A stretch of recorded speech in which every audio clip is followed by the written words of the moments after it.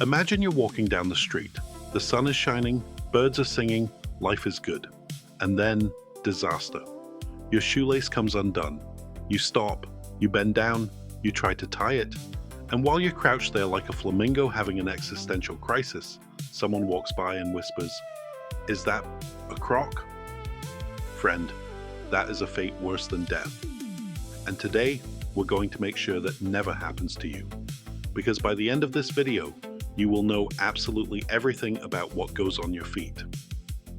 So, what is a shoe? Definition. Let's get technical for a second. According to the dictionary, and yes, I made my dictionary look up shoe specifically for this, a shoe is a covering for the foot, typically having a thick sole and heel, and made of leather, rubber, or other material. Boring?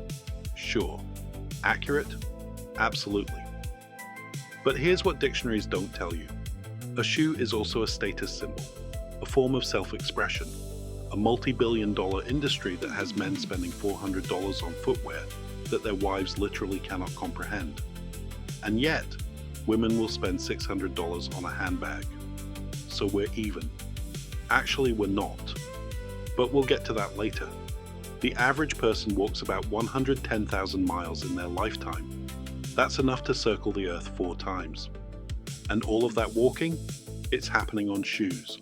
Your shoes are literally carrying you through life. The least you can do is learn what the heck they actually are. So grab your favorite pair, the ones that are so worn out your mother judges you every time she sees them, and let's dive in. Origins. Okay, so where did shoes come from? The short answer? We don't actually know for certain. The long answer? We've got some pretty good evidence, and it's absolutely fascinating. The oldest known shoe? Discovered in 2008 in a cave in Armenia. These babies are about 5,500 years old. They're called the Arini 1 shoe, and they're basically a piece of leather shaped into a rough moccasin, stuffed with grass for cushioning. And here's the wild part. They found it in near perfect condition because the cave was basically a climate-controlled storage unit for 55 centuries. But honestly, humans were probably protecting their feet way before that. Think about it. You walk on hot sand, sharp rocks, icy snow. Your feet hurt. What do? You wrap them in something. That's practically Shoe 101. Ancient Egyptians? They wore sandals. Simple, elegant, practical. I walked so that you could have sandals. The wealthy ones had ones made from expensive leather. The common folks? Papyrus. Yes, the same stuff they wrote important documents on. Imagine writing the Declaration of Independence on your flip-flops. That's basically what was happening. The Romans, always thinking ahead, were the first to have left and right shoes. Before that, both feet were basically the same shape, which explains a lot about ancient walking styles. The Romans also created the first standardized sizing system. Thank you, Roman Empire. Please come back. We need you for... Actually, never mind. That's a different video. And in China, they were inventing shoes centuries before the West caught up. The Chinese developed shoes for bound feet. Yes, the horrible practice of foot binding. And created sophisticated silk slippers for the wealthy. Meanwhile, in Europe, people were still figuring out which hole their toes were supposed to go in.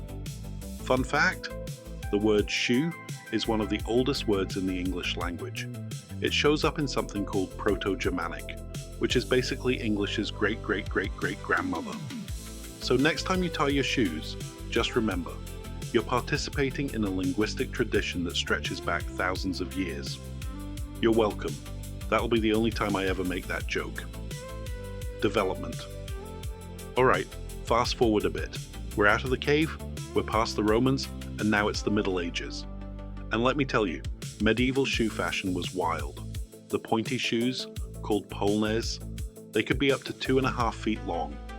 That's not a shoe, that's a weapon. People were literally impaling themselves on their own footwear. There's a reason they called them crack pipes, and it's not because they were comfortable. And then came the Renaissance, and suddenly everyone wanted to be fancy. Heels became a thing. And here's a plot twist.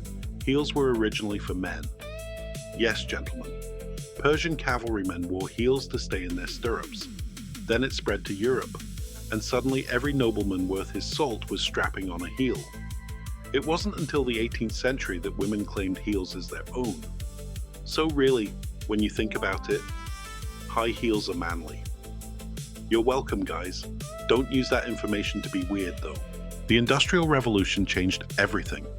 In the 1800s, we went from handmade bespoke shoes to mass production. And suddenly, regular people could afford shoes. Actually, afford them. Not save for 6 months afford, just regular afford.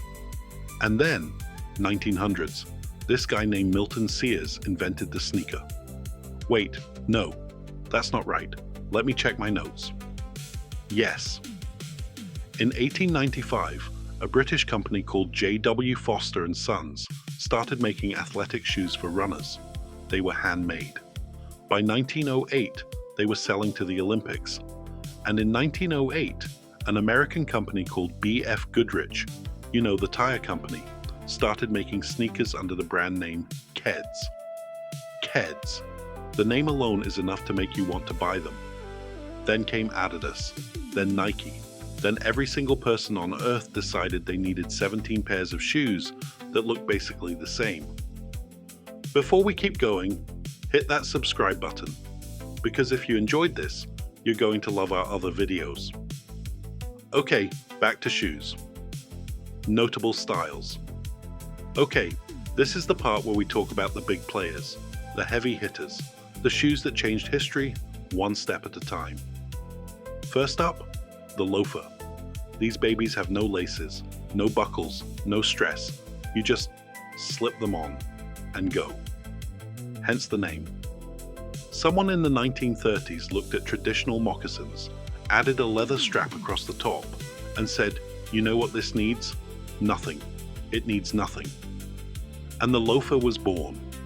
Perfect for guys who want to look like they have their lives together when really they're just running late to everything. Next, the high heel. As we discussed, originally for guys, now dominated by women. The stiletto, that thin, spiky heel that makes walking feel like you're defusing a bomb, that was invented in the 1950s by Christian Dior. He said, women need to feel unstable at all times. Okay, he didn't say that, but sometimes it feels that way. The sneaker, the big one, the cultural phenomenon. In 1979, a running shoe called the Nike Air Tailwind changed everything. Then in 1982, Nike released the Air Force One. And now you can pay $400 for shoes that were originally made for basketball players.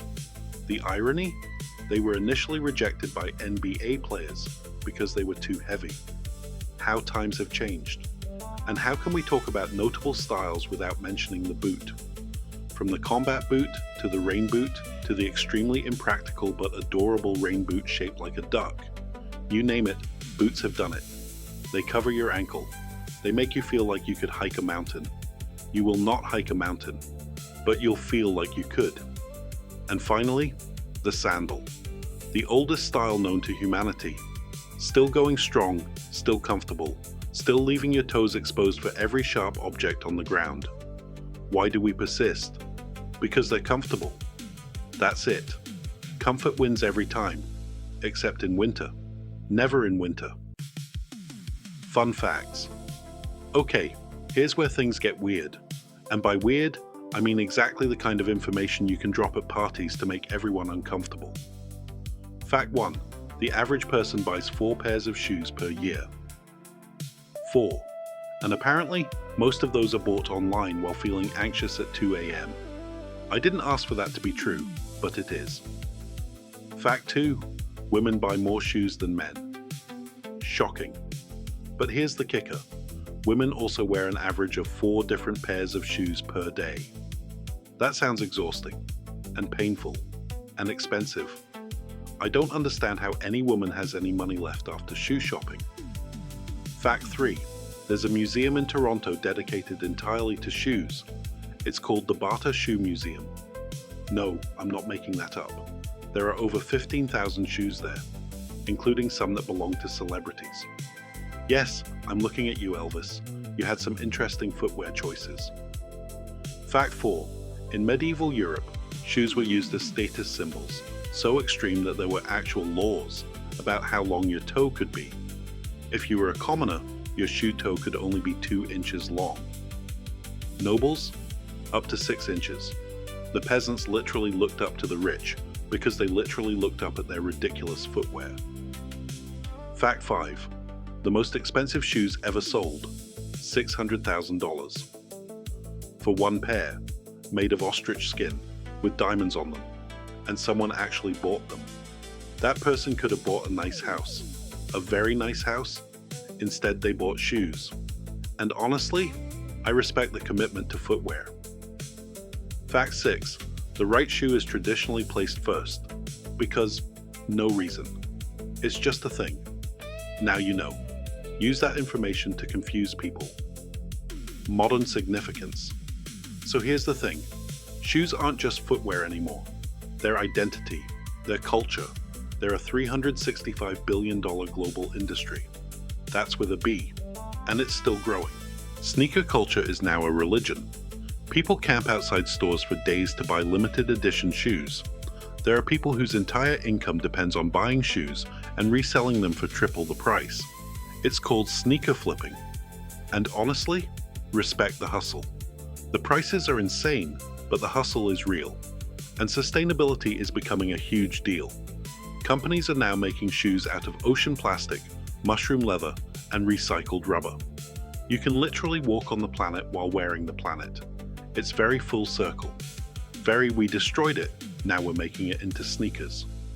The future of shoes? Smart shoes. Shoes that track your steps, adjust to your foot temperature, and probably judge you for not walking enough. They're coming. They might already be here. I don't know. I'm still excited about Velcro. And there you have it. You now know what a shoe is, where it came from, how it evolved, why your bank account cries every time a new drop happens, and why those pointy medieval shoes were absolutely a cry for help. So here's my challenge to you. Look down at your feet right now. Whatever you're wearing, those tired sneakers, those elegant heels, those slippers you've worn into the ground, appreciate them. They are carrying you through life, one step at a time. Now go forth, walk confidently, tie your shoes properly, or don't, I'm not your mother. And remember, life is short. Buy good shoes. If you enjoyed this video, hit that subscribe button, like button, ring that notification bell. Do all the things YouTube wants you to do, because we have so much more to explain. I'll see you in the next one. Oh, and one more thing. Bonus fact. The average woman will spend approximately $120,000 on shoes in her lifetime. That's more than she spends on rent in some cities. That's more than a small car. That's more than I spend on, well, everything combined.